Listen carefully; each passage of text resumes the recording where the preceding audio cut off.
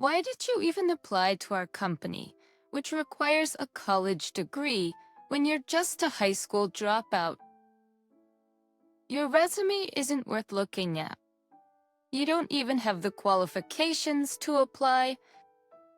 During the final interview at a top-tier company, the interviewer, a graduate of a prestigious university, turned out to be my former classmate from high school who always looked down on me. Decisions made, no job for a poor high school dropout. Got anything else to say? But the sound of tearing paper echoed in the interview room as the interviewer ripped up my resume. I was momentarily surprised, but then I smirked and retorted, "Good luck with your job search starting tomorrow." The interviewer looked confused, not understanding what I meant. Of course, he wouldn't understand now, but everything would become clear tomorrow, and he would be plunged into hell. I'm nervous. My name is Kevin. Dressed in a suit, I went to an interview at a certain company. This company, located in a prime location near the station with its own building in downtown, was overwhelming with its magnificent structure. I entered nervously and waited quietly at the reception. Entering with a student's mindset was a fresh feeling. I was a so-called high school dropout, having left high school prematurely. During my high school years, I was subjected to a lot of harassment and bad-mouthing from my classmates, which eventually led me to become a truant unable to attend school. I reminisced about those days. I'll never forget the days of harassment from my classmates. Like the ringleader of the bullying was Jim. His grandfather was a city councilman with a lot of power, so Jim thought very highly of himself. He had many followers, and everyone looked up to him. On the other hand, I was introverted and ate a lot due to stress, so I was a bit chubby back then. This made me a target for teasing and harassment from my classmates. "Hey, fatty, move! You're blocking my way. Does it smell like pig here? It stinks, doesn't it?" Jim's cronies would say this while snickering and looking at me. But I, who had good grades, once scored 100 on a test. The teacher was happy for me, as if it were his own achievement. Kevin, you got 100 against you on the test. Everyone should take a leaf out of his book. Aw, come on, teacher. Why are you giving special treatment to Kevin? He can't study as well as Kevin, can we? Stop making excuses and study, you guys. This only made my classmates resent me more, and I became more isolated. Jim, especially, seemed to dislike my indifference to currying favor. His dad's not around, so he's got it easy. Must be nice having no one at home to get mad at you. Maybe he's secretly a mama's boy. So, The fact that my father had passed away became another reason for mockery. I gradually withdrew into myself due to the relentless teasing and harassment, eventually leading to my truancy. My mother tried to protect me by complaining to the school, but Jim, being the son of a local influential figure and having a good public image, was believed by the teachers. That's right. At school, there was not a single person on my side, not even the teachers. You've done nothing wrong, so don't blame yourself. My mother, and Mary, respected my decision and said it was okay for me not to go to school.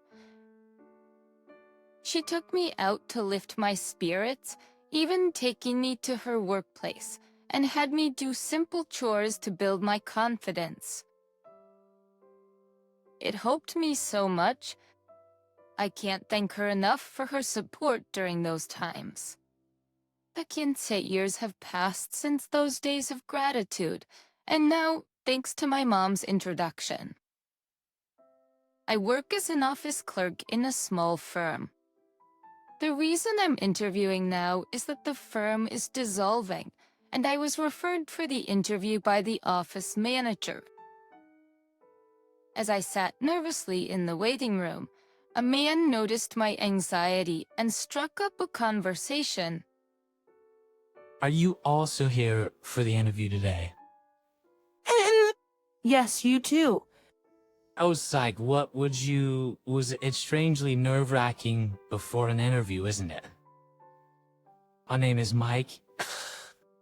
Talking to Mike, a recent graduate, in the waiting room helped ease my tension a bit. Then looking around, he whispered, East Tail, but this company, while its business is attractive, there's talk on social media about the interviewer's high-handed attitude. Really? Not to eavesdrop, but I heard everything. I'm Jake. Nice to meet you. Nice to meet you too. Jake, another candidate with keen ears. He joined our conversation, sharing a story about a friend who had faced intimidating remarks in their interview. The more we talked, the more anxious I felt, but I shook off the nerves and took notes of their detailed stories. Notes? For the interview? Yes. I thought it might be necessary. I have a suggestion for both of you. As I explained my proposal to the intrigued pair, I handed them something which they accepted and tucked into their pockets.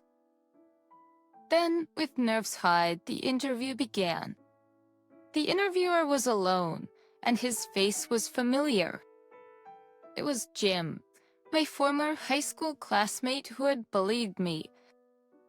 Noticing me, Jim smirked unpleasantly.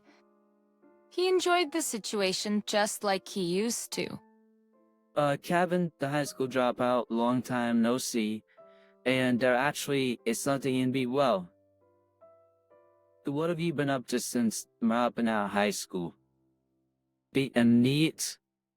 As soon as I sat down, Jim mocked me, but I remained calm. Meanwhile, Jim bragged about graduating from a public university and becoming the rising star of the company, even talking about succeeding his grandfather as a councilman, all unsolicited. Hey, are you listening? Emailed silent guy, huh?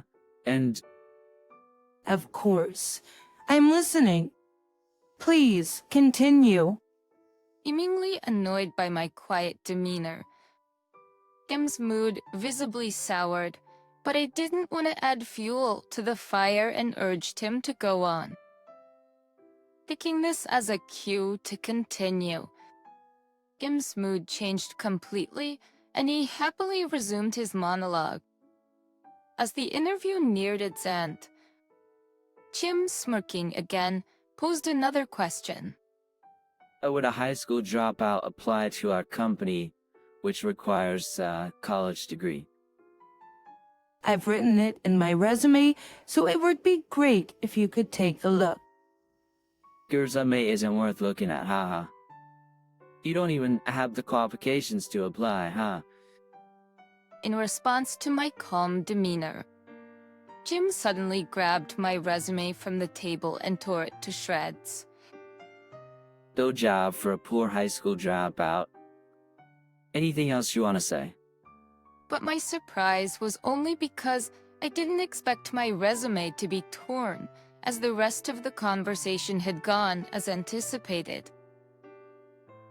I stood up calmly, forced a smile on my face, and said to Jim, Good luck with your job search starting tomorrow. Ah, And the interviewer was taken aback by my unexpected words, looking utterly shocked. I left the place without further interaction. Like the next day, I was on my way to that same company, accompanied by my boss. Wasn't he a former classmate of yours? You probably didn't want to see him, right? David, who knew about my past, expressed his concern, but I shook my head. It's for work, so I won't be selfish. Besides, I'm not who I was back then. I want to teach Jim a lesson. You'd be a scary enemy to have. Eventually, David looked intimidated by my determined expression, but in the end, he praised me as a reliable subordinate. He really is a dependable boss. I stood up calmly, forced a smile on my face, and said to Jim, David said that with determination as he knocked on the door of the CEO's office of the company where I had my interview the day before. Exactly inside, CEO Michael was present.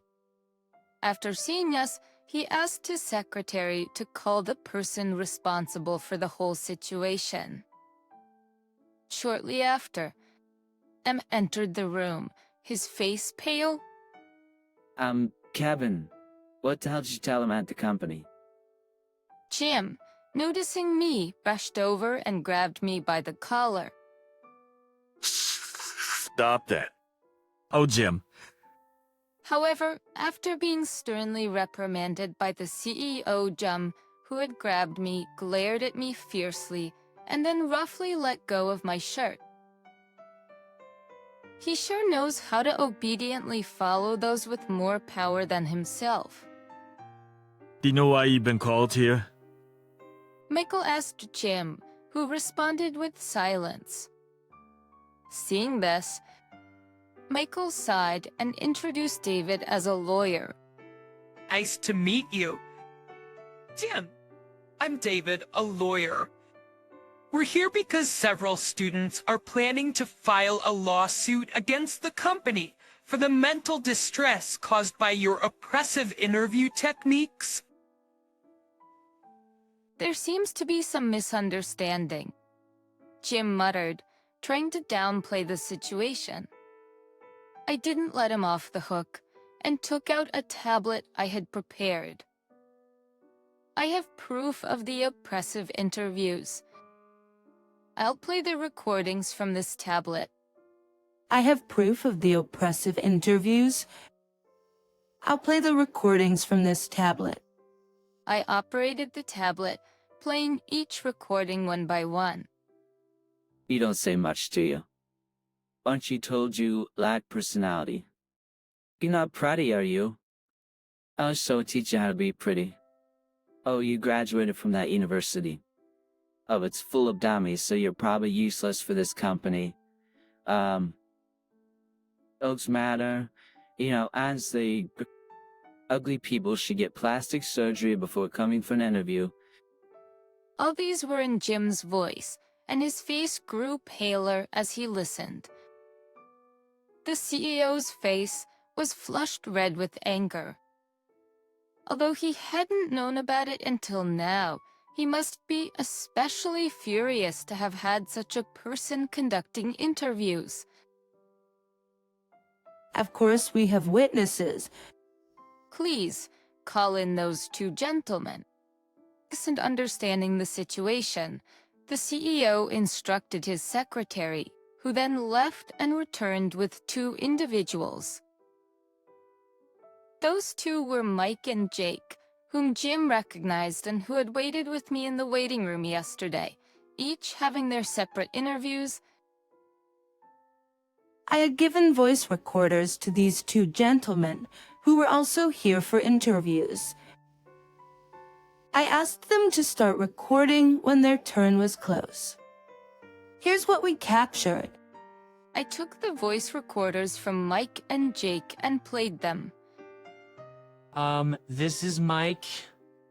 I was drawn to the attractive job description of your company. Oh, you're dreaming if you think it's easy here. I'm strict and I'll fire you quickly if you annoy me. Understand? I'm Jake. I applied after seeing your job posting, eager to engage in this line of work. It says here you have a good memory. That's it. So I work now. Frankly, it's all about whether you can work or not. Well, you're from that university, so I guess you're useless. Frankly, it's all about whether you can work or not. Well, you're from that university, so I guess you're useless.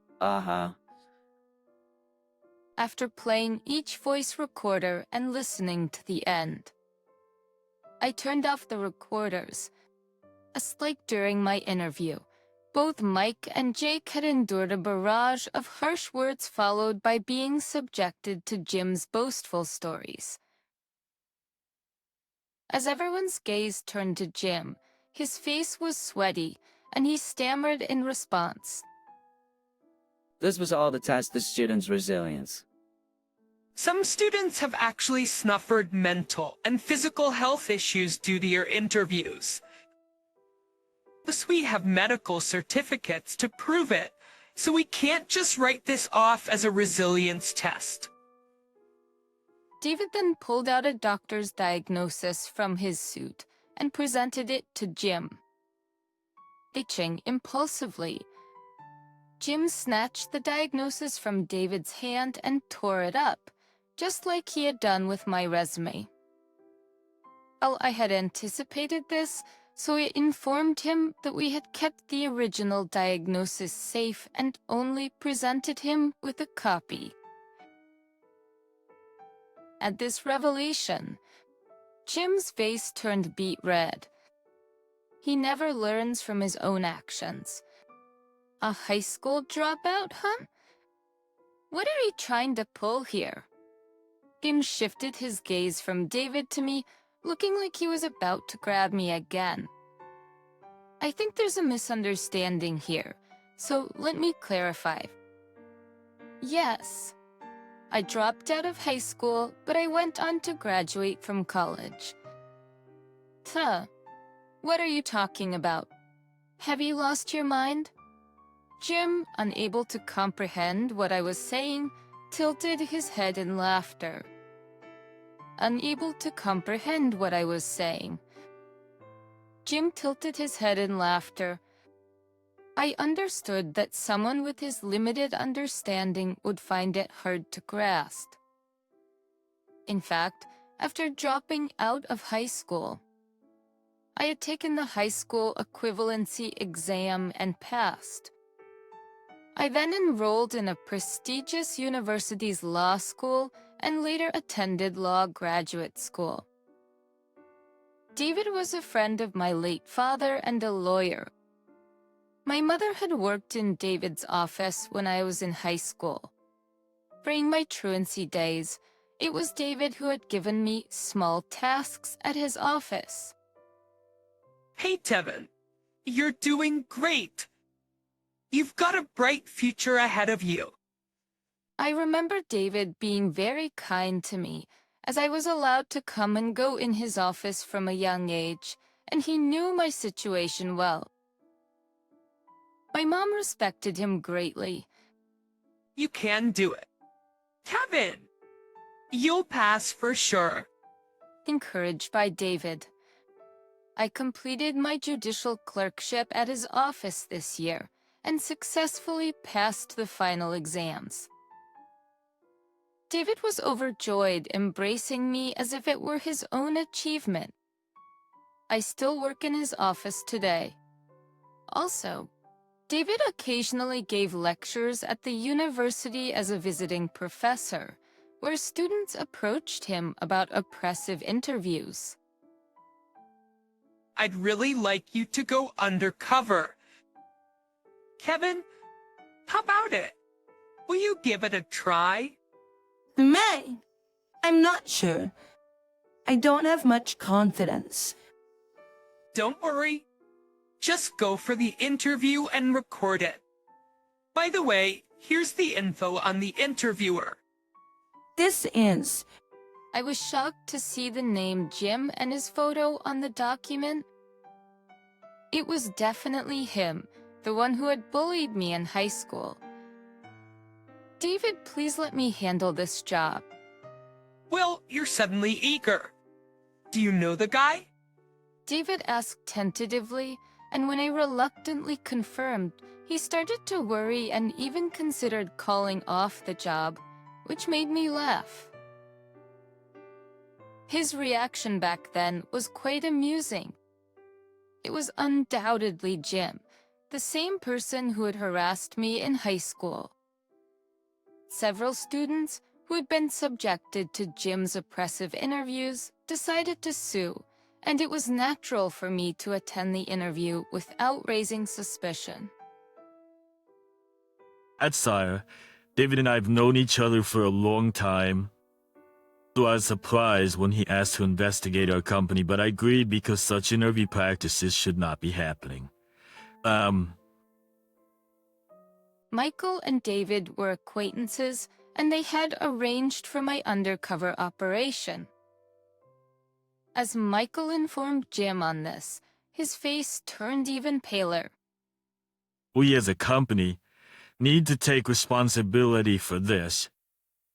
We intend to compensate the victims who suffer on the interview, so Pace. we will also hold you accountable. Jim, how cool. We'll seek damages from you. Michael then announced disciplinary dismissal to Jim for causing significant harm to the company. No, boss. I didn't mean any harm, but I was just testing their stress resilience. Why aren't you just relieving your own stress? Else it seems you've been under a lot of stress from your gambling losses, so, Jim was known to be an avid gambler, often pouring money into gambling. He was frequently irritable after gambling losses, seemingly taking out his frustration on interviewees. Size, if I forgive you now, more victims will suffer, and I can't bear that thought. I'm sorry, but I won't budge on my decision. But please. As Jim pleaded with Michael, but he was firm and unyielding.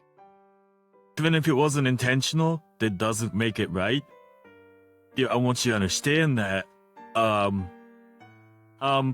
David Jan, too. I'd like to officially assign this case to you. In that case, how about assigning Kevin for this task? He was the one who went undercover for this investigation, and if you agree, I'd like to recommend him. Of course, it's fine. Good if you say so. Befit to me. I was determined to fulfill the task I had been given. Jim was still in disbelief, shaking his head in denial. He really doesn't know when to give up. Should I also sue you for defamation and insult? I've suffered mental and physical distress. You don't look like it at all. Besides, there's no way I'd lose to someone like you. Kevin. Shall we proceed with the legal process? You can't do that. My grandfather won't allow it. Jim threw a childish tantrum before fleeing the CEO's office. As Quackdens, we were utterly dismayed that a man nearing 30 still relied on his grandfather, the city councilman's influence. Our investigation revealed that Jim had joined the company through his grandfather's connections. Because of this, he continued to act arrogantly, just like he did as a student.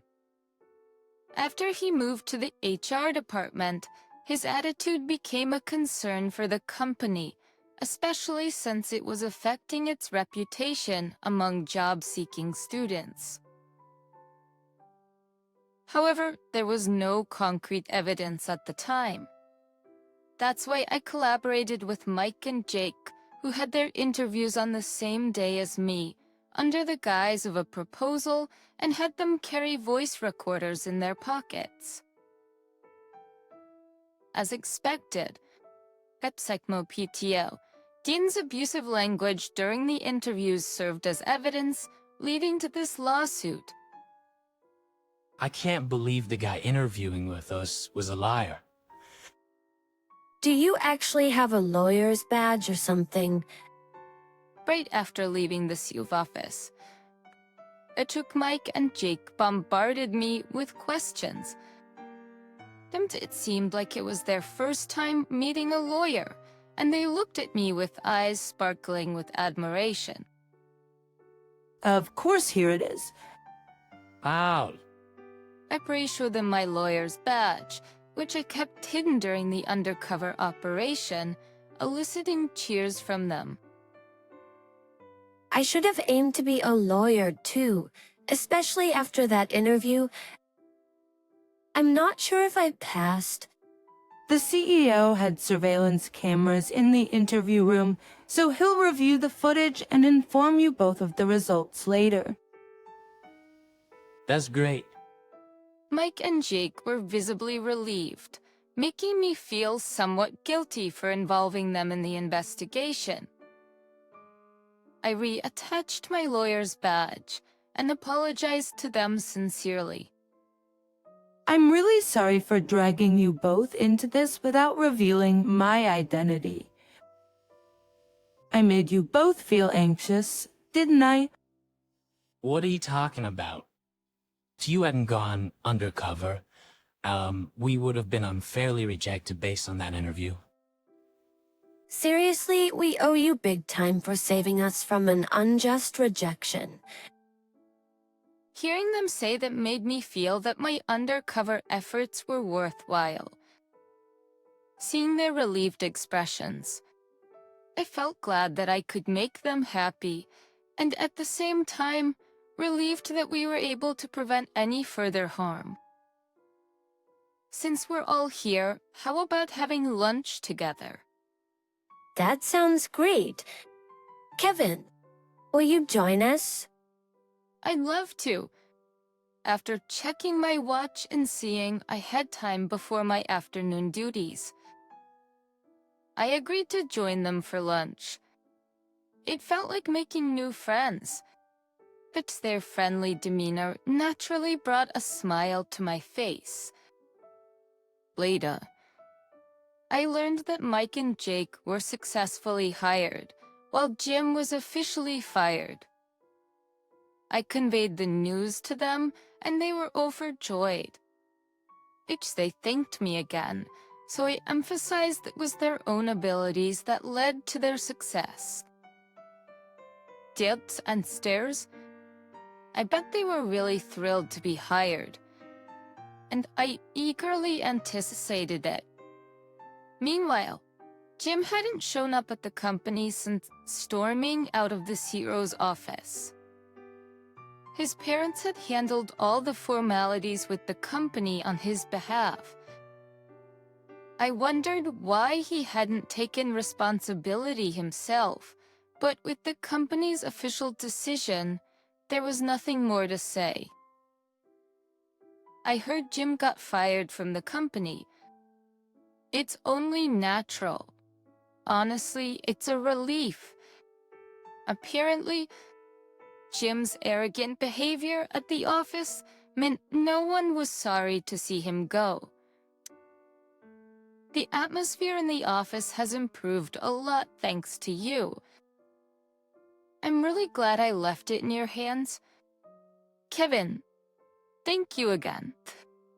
The CEO expressed his gratitude to me over the phone. I could almost see his happy face as he spoke. Just when I thought everything was settled, the next day brought a new development. The next day, him and his grandfather, James, visited David's law office. I heard there's a lawyer named Kevin here. Could I meet with him? I'd like to discuss a matter regarding my grandson's commotion.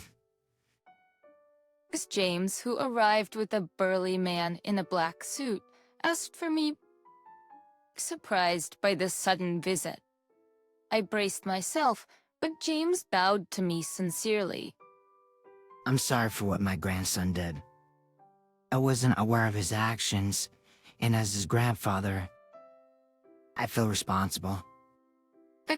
I had heard James was a city council member, but he was more humble than I expected. He had believed in Jim, who was academically successful and good at maintaining appearances, and was unaware of the harassment Jim had inflicted.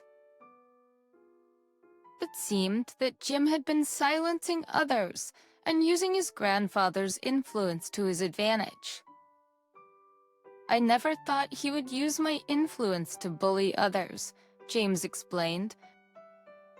After asking his friends and local acquaintances, I found out he's been a fool.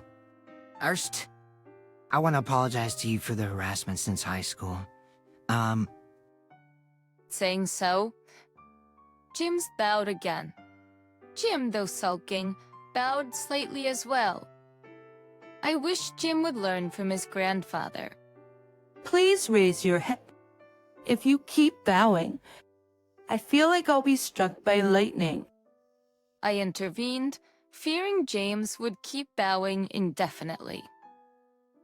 James then told me he intended to retire from politics because of this incident.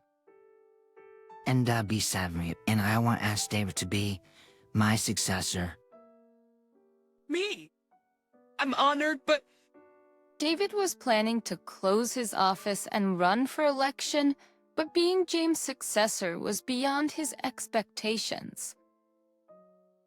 His reaction showed he hadn't fully grasped the reality yet. is everything okay with this? Shouldn't we discuss it more? You're famous as the only trustworthy lawyer in town, well-connected and well-regarded by citizens.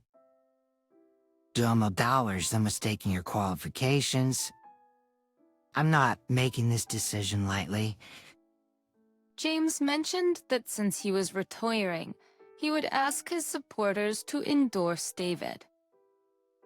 James's son wasn't interested in politics, and Jim was out of the question, so he had no one else to ask. Okay. If you're sure, I'll take on the role. Thank you. I'm counting on you. David and James shook hands, agreeing to the proposal. Jim was set to help with James' farm. Blah, my lads. I won't let you do anything wrong. I'll be strict. James declared that enthusiastically, and Jim's face turned even paler beside him. Months later, David was successfully elected, and I took over his law office. We're doing well. Kevin? Even now, David visits the office when he has time, and I'm truly grateful. But to me, David is like a second father. I never thought our relationship would become so real. David, did you go on a date with him? David, did you go on a date with Mom? What are you grinning about? Is it bad to go out? I teased David, who asked me back bashfully. Yes, recently David and my mom got married, having developed a relationship from mutual respect. No, it's great to see you so happy. I chuckled at David's newlywed happiness, radiating a joyful aura. Of course, I was happy for their happiness, and having David as my new father was an honor. It was easy to accept him because he had always been there for my mother and me. He has always been supporting us endlessly.